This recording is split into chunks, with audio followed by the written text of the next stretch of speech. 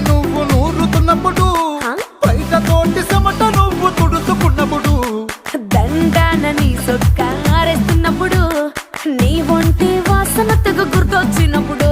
రెండు చేతులెత్తి చుట్టు మలిసినప్పుడు జండు కత్తుకొని పడుకున్నప్పుడు అలసిపోయి నువ్వు ఆవలించినప్పుడు వచ్చుండై ఫీలింగ్స్ వచ్చి వచ్చి చంపేస్తుండ